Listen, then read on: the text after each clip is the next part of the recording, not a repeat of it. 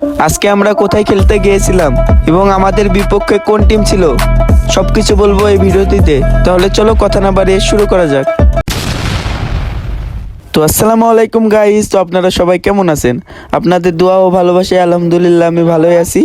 তো আজকে যাচ্ছি মিরগঞ্জ মাঠে খেলতে। তো এই খেলাটি ছিল 8 টিমের নকআউট খেলা, সইজিয়া প্রাইজ মানি টুর্নামেন্ট। তো আমরা একটু পরে সবাই ড্রেস আপ করে মাঠের উদ্দেশ্যে নেমে পড়ি।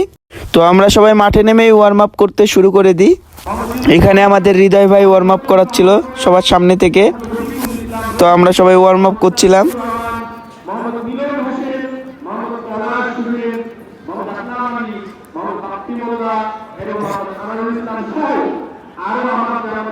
অনেক সহযোগী নেতৃবৃন্দ আছে যারা এই পরিচালনা কমিটিতে বিভিন্নভাবে পরামর্শ প্রদান করেছেন আমাদেরকে এই খেলাটি কত সুন্দর সুশৃঙ্খলভাবে সম্পন্ন করা যায়।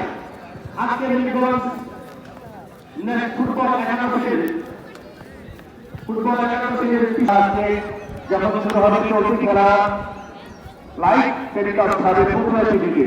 Football TV Facebook live on করে আপনারা এই চলতি খেলা সরাসরি দেখতে পাবেন। আপনাদেরকে আমন্ত্রণ জানাচ্ছি ফুটবল টিভি পক্ষ থেকে, এবং চলতি খেলা যখন শুরু হবে তখন আপনারা চলে যাবেন সেখানে। সাধারণ আমন্ত্রণ সেখানে আপনাদেরকে।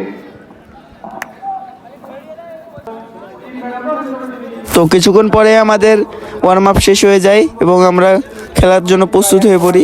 একটু পরেই খেলা শুরু হয়ে যায়, আর খেলা শুরু হওয়ার 10 মিনিটের মাথায় আমরা একটি গোল খেয়ে বসি।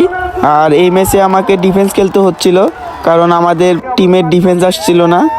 আর আমাদের বিপক্ষে মিরগঞ্জ টিম হয়েছিল, তারা অনেক ভালো টিম সাজিয়েছিল।